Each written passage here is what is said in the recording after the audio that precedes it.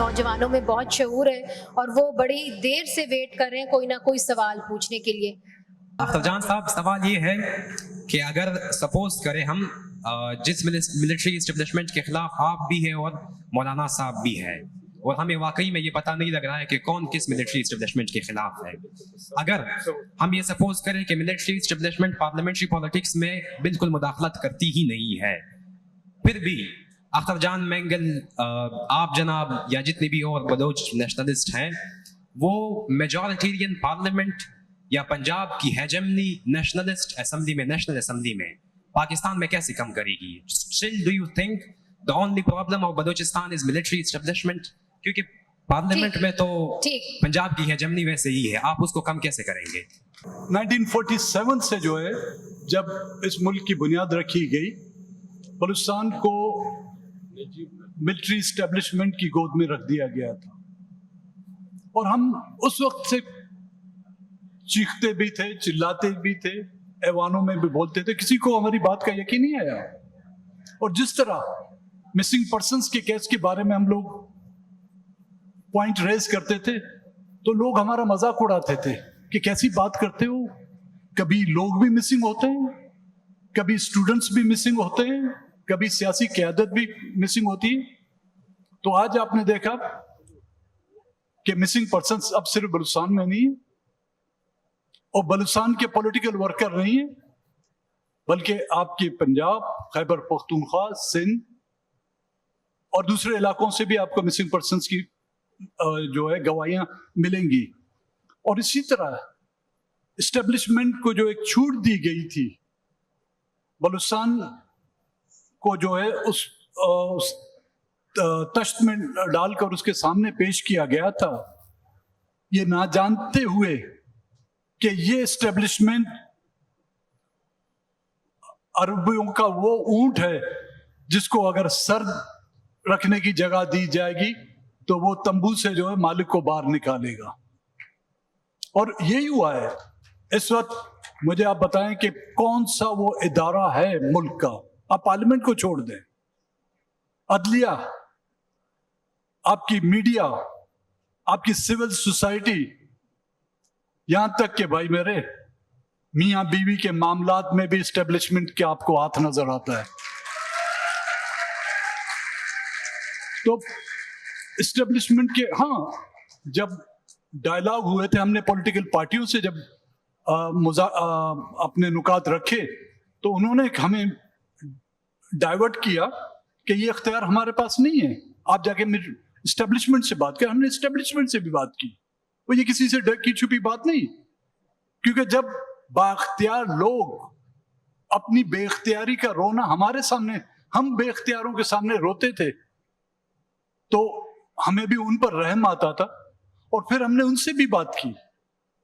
اور جب ان سے بات ہوتی تھی، آج نہیں، کل نہیں، 4 دے دیے، 2 دے دیے یا 8 دے دیے، اسی طرح وہ مسنگ پرسنز کو ہمارے حوالے کرتے رہتے تھے. سوال اور مجھے بار بار کہا جا رہا ہے کہ سوال زیادہ نہیں لینے، مگر مجھے پھر بھی 2 سوال تو لینے پڑیں گے کیونکہ لوگ بڑی دیر سے انتظار کر رہے ہیں. جی میرا نام محمد سلیم ہے، بلوچستان لورلائی سے تعلق ہے میرا، بائی کاسٹ میں بھی ناصر ہوں.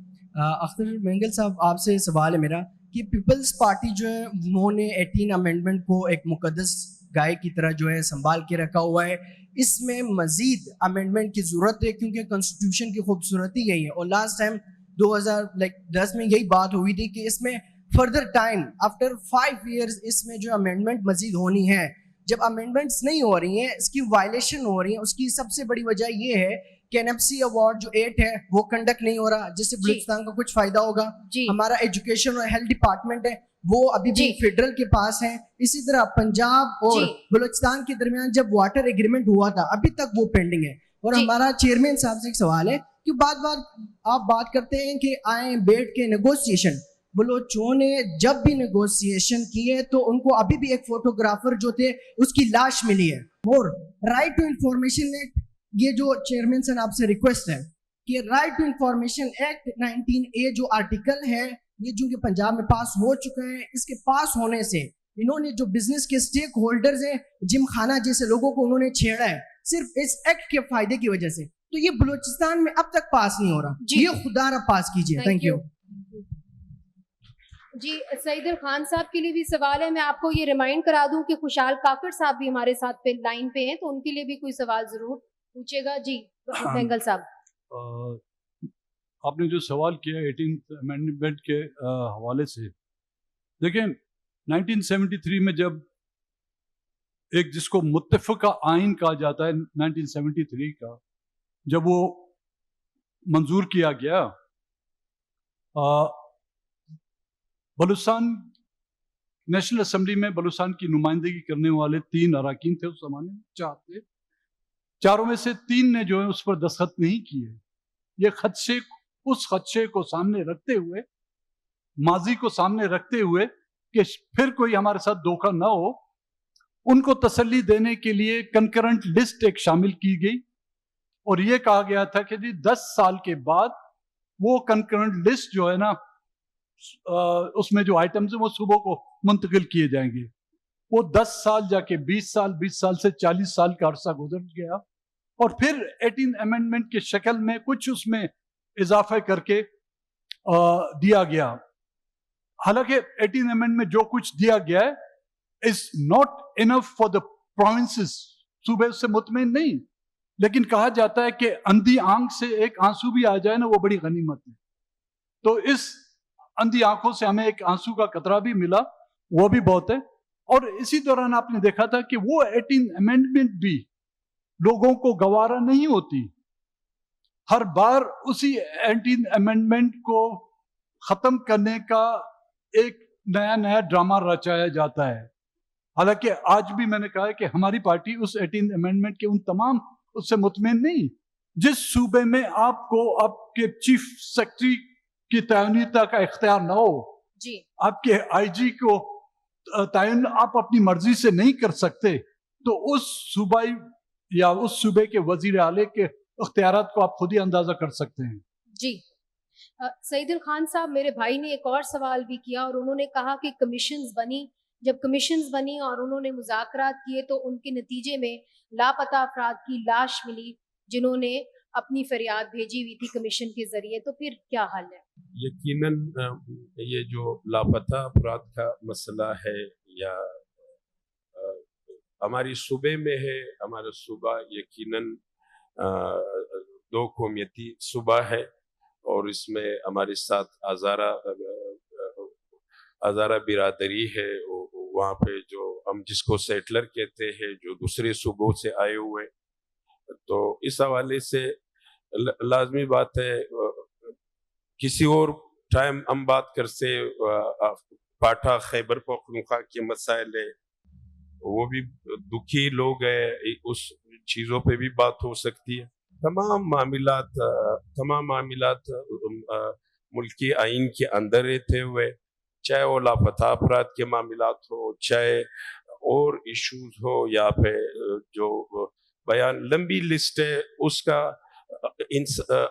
عدالتوں کے ذریعے, انصاف کے ذریعے, جسٹس کے ذریعے ان کا حل ضروری ہے. تو قانون سب کے لیے برابر ہے اور برابر ہونا چاہیے, اور اگر کئی کمی بیشی ہے اس کے لیے پورا کرنا چاہیے, سب کو مل بیٹھ کے کرنا چاہیے. پہلے جو سیاسی پولیٹیکل جماعتیں ہیں وہ تو ایک نقطے پہ بات چیت کے لیے اکٹھے ہو جائے, اور تمام مسائل کا حل بھی قانون ہے, آئین ہے, اس میں کوئی شک نہیں. اور اس لیے خاتون کا سوال, اور میں امید کرتی ہوں میری بہن جو ہے باقیوں کی طرح تقریر نہیں کرے گی, سوال ہی کرے گی. میم بہت بہت شکریہ آپ نے مجھے اپرچونٹی دی. میرا سوال ان تمام سیاستدانوں سے ہے کہ جب ہم یہ کہتے ہیں کہ government of the people, by the people, for the people, تو جب سے ہم یہاں بیٹھے ہیں اسٹیبلشمنٹ اور اسٹیبلشمنٹ, تو یہ سارے سیاستدان خود جاتے ہیں نا, جس کو جو مفاد ہوتا ہے وہ جاتا ہے. آج یہاں سے یہ عہد کر کے اٹھیں کہ ہم اپنے مسائل کو خود حل کریں گے, کبھی بھی نہیں لائیں گے. وہ ایک ادارہ ہے, ہم ہمیں اپنے ادارے کو انوالو نہیں کریں گے, لیکن اپنے مفادات کے لیے جب یہ لوگ استعمال کرتے ہیں, چاہے وہ 18 کا الیکشن ہو, وہ 24 کا الیکشن ہو, تو یہ سیاستدانوں کو درست ہونے کی ضرورت ہے. یہ درست ہو جائیں گے, سب درست ہو جائیں گے. Thank you. ہماری جو قائد کا تھا یا ہماری پارٹی کے صدر کا ووٹ کو عزت دو. آپ جو ہے 2017 سے لے کے آپ 2023 تک آپ پولیٹیکل جماعتوں کی فگر چیک کریں, मियां नवाज शरीफ से लेके मैडम मरियम नवाज तक कि कौन कितने इस आइन की बादस्ती के लिए, खल्क खुदा के आवाज के लिए, आवाम की बालादस्ती के लिए, आइन की बालादस्ती के लिए कौन सी जमात के कितने लोग जेलों में थी प्रैक्टिकल। हमें ये नहीं ये बड़ा सूबा ये छोटा सूबा, इन्होंने भी सफर किया है, पाकिस्तान मुस्लिम लीग नून की क़यादत ने भी सफर किया है। वक्तन फवक्तन पॉलिटिकली तौर पे मामलात आज भी हमारा ये हमारी सोच है, हमारी जमात का सोच है कि खल्क खुदा असल ताकत खल्क खुदा है, और इसके लिए अगर हमारे अंदर कोई कमी बेशी है डायलॉग से और बातचीत से उन मसाइल का हल बिलखसूस हम सरदार साहब से गुजारिश करेंगे, एक तो जमात के कारकुन की हैसियत से और दूसरा इस सूबे के इस धरती के सपूत की हैसियत से क्या डायलॉग होने चाहिए, बातचीत सियासी पार्टियां ठीक डायलॉग के जरिए मसाइल हल कर सके, अलग उलग से नाराबाजी से नहीं।